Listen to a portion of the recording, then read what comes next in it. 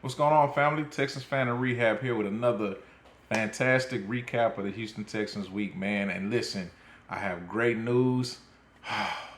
Man, I've been looking forward to this time. I can say this for a long, long time. It is draft week, man. Oh man, I've been looking forward to this, man, because I am so tired of all of the smoke and the smoke screens and noise and fluff and all of this random crap that you're hearing out here, just trying to get a little bit of information about what the Texans might be doing with the number 2 pick and all the subsequent picks of the draft. I mean, I've heard it all, man. I mean, we've heard it all. I'm sure a lot of you are sharing in the same stress and struggle that what me as a fan have been hearing. There is no shortage of the different number of options and scenarios and mock drafts that are being covered right now. And I just want to say, man, I am tired of it. So, you guys have you've been watching the show, you've been watching along with me, man. You know that I've been pulling for CJ Stroud. So let's just kind of do a little quick recap here. I've been pulling for CJ Stroud to be the Texans' number 2 pick. I've been looking forward to the Texans potentially having another option as far as wide receiver or defensive player on the 12th selection that they have in the draft, or a potential trade out of that spot, and maybe they can do something else with it, maybe get more draft picks or something else. Whatever they choose to do is up to them at that point. I mean, it's of course up to them anyway, but I mean, I just look forward to whatever the outcome might be so that I can digest some new information about the team that I love so much, other than the fact that they might be looking at Will Levis. Man, and the news has been coming out this week, man. It's not been good, man. It's been a lot of scuttlebutt this week about the potential of the Texans doing a number of different things, and let's cover them real quick, man. Number one, started out the week with a little bit of news that the Texans might have some interest in going after Trey Lance, and I thought that was kind of dope for a second. I mean, Trey Lance is a guy who's only had 8 games played. He's only started 4 times for the 49ers, and he's got a injury history that hasn't provided him for the opportunities that he would like to get out there and show his talent. Of course, he was a early round selection in the draft that he was in. He just hasn't had the opportunity to really shine. Last year, he broke his foot, and Brock Purdy came in and did his thing. Of course, as a 7th round draft pick, towards the end of the round or whatever. Um, but Trey Lance has been a guy who, hit the national radar, who was highly touted, who was, coming out of a smaller school. Just hasn't had the opportunity to show off his arm. He sat behind Jimmy G out there in San Francisco for a while, but now Jimmy G has gone out there to Las Vegas, and potentially Brock Purdy or Trey Lance might start this year to be determined for San Francisco, but. His value has definitely dropped with the team, and so that leaves a lens for the opportunity for another team to sneak in and try to see if they can entertain. Maybe they can daggle the proper carries in front of the 49ers that the 49ers might take a chance on trading and standing pat with what they have at Brock Purdy, or potentially they might take another draft pick, a draft chance on another quarterback, and just kind of refill the coffers, man. So whatever they end up doing, I'm optimistic for it. But we're going to come back around to Trey Lance. There's also news that was about a week or so ago, maybe earlier in the week last week, that the Texans were out on the quarterback and they were going to take a defensive player with the first pick. And that news hung around for a couple of days or so, whatever. And then right at the end of the week, right before the weekend started, there was news that came down that Will Levis might be gaining some steam as far as what the Texans might be interested in. And I'm gonna tell you, man, this makes me sick to my stomach. I mean, it was even said that they might go for Will Levis as an option at the number 2 pick, at the number 2 selection. Now, I don't know how you have a player that goes from Bryce Young being the number 1 overall consensus option for most people, that he's the best quarterback in the draft. Then you have AR-15, Anthony Richardson, go out there and do his thing at the combine, and all of a sudden that rockets his name up. You have CJ Stroud out there performing against the national championship defense and showing himself to be a great talent on the field. You have all of these different options of guys that have proven themselves on the field in the classroom, in the combine, whatever. Will Levis, he showed off a nice little arm at the combine or whatever, but his overall skill set and talent still has a lot of questions, and a lot of the pundits, a lot of the experts have been constantly questioning what is he bringing to the table. Is it consistent? Is this who he is?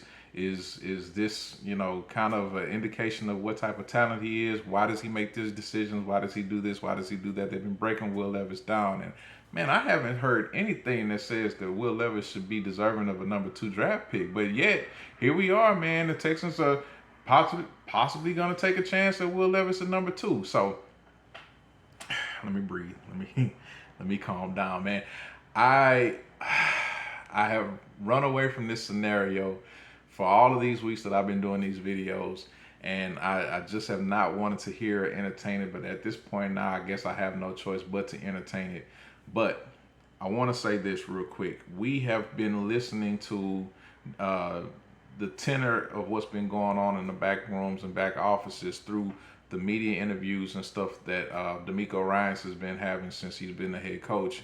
And if you just go back a few weeks and you listen to the way of how D'Amico was talking about the draft options and who we have available at the top of the draft, and he kept referring to the fact that there were two quarterbacks that were high ranking in the draft that he felt were top-notch qualified players or whatever.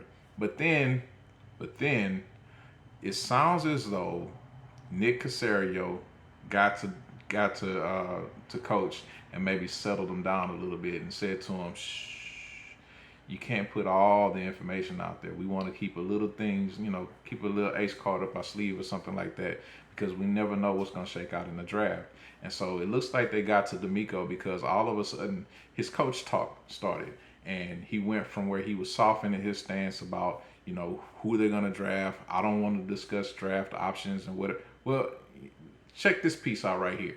Yeah, having the number 2 pick it's exciting for us to have the number 2 pick, but it's also at the same time there's no pressure where a young man is picked. I think it's unfair to ask a guy just because you're picked number 2 overall, you have to come in and you're the face of our franchise and you're the leader. That's unfair to the guy, right? And I'm not going to put that type of weight on the shoulders of whoever that is that we pick. That's not what we're anticipating. That's not what we're expecting them to do. Yeah.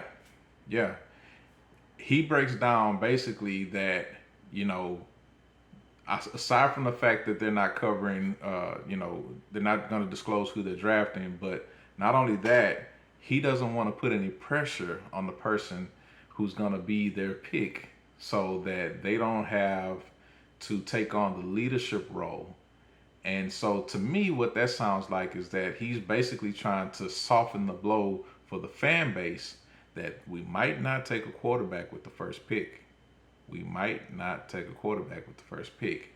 Now, that concerns me because, listen, that's the biggest, most glaring hole that we have on this team. Obviously, it's the reason why I come back and talk about it every week, even with all the different noise and stuff like that. I've been trying to filter through it and try to see where we could come up with some, glean a little bit of information about what the team is going to do. Obviously, we have a number of different picks that are going to be down the line, 12, 33, so forth and so on.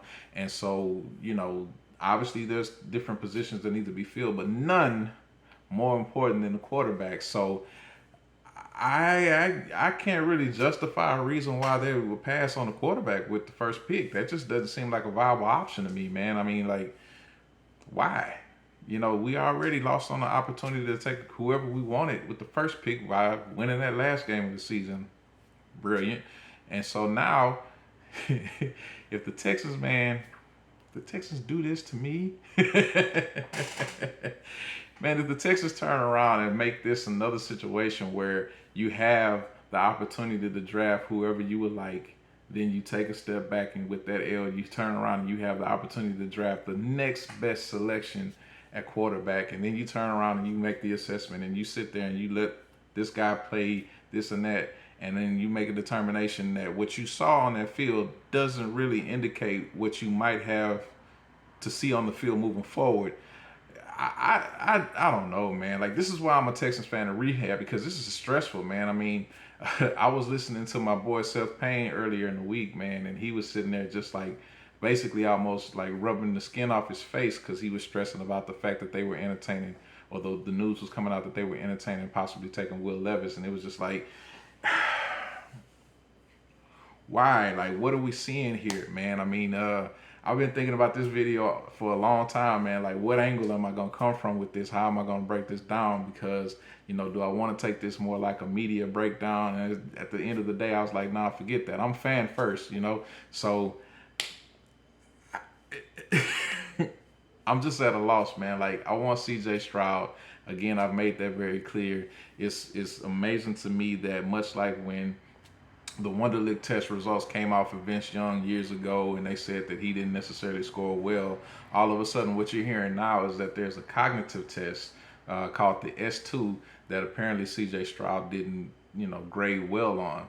Well, I'm gonna tell you like this, man. Like, I don't expect my quarterback to necessarily be the greatest Madden player or, you know, necessarily be the greatest at being able to press buttons on a you know, I forget what the name of that game was where you had to, what was it, speak and say or something? I forget what it was, man, where you had to like mimic the different sounds and noises and colors or whatever and hit that stuff. I mean, what does that have to do with the game, man? Like, you know, when the guy is in command of the offense and he sees the defense sitting across the line, he's got to call out plays and protections and everything. Like, that's what matters most. And when you saw C.J. Stroud out there playing against Georgia, you had no questions or no doubts about the fact that this guy could get it done. So why are we sitting here questioning now? This is what's called, you know, paralysis by analysis, man. I mean, the Texans have pretty much proven in the past that this is something that they fail at.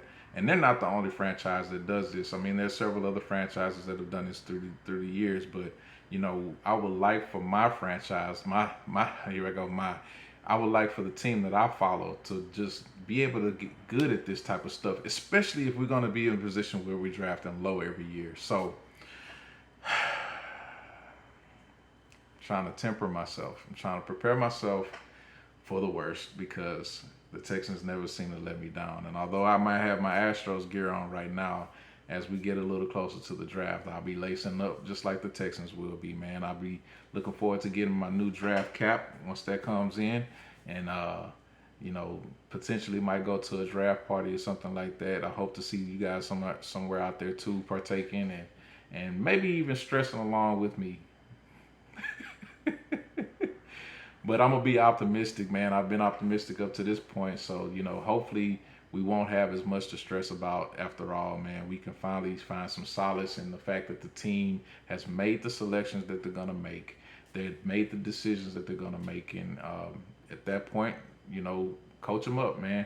The one thing that I do believe about what we have in this squad is that we have a good head coach. I think we have a great GM. I think we definitely have the opportunity to give them a little bit of time and a little bit of grace. I really hope that the coaching will take to these players that'll come in, and you know, we can be able to see something that turns this city around, man, and gives us something that we can root for and something that we can look forward to in the years coming. Because I mean, ain't no way in hell they're going to the Super Bowl this coming year. I can tell you right now, you can lower your expectations, but. Man, when I woke up and I saw that post that said the betting odds of Will Levis had jumped up and he was the betting favorite, I don't know, man. Like, might be time to go to therapy again, right? Rehab. I'm out, man.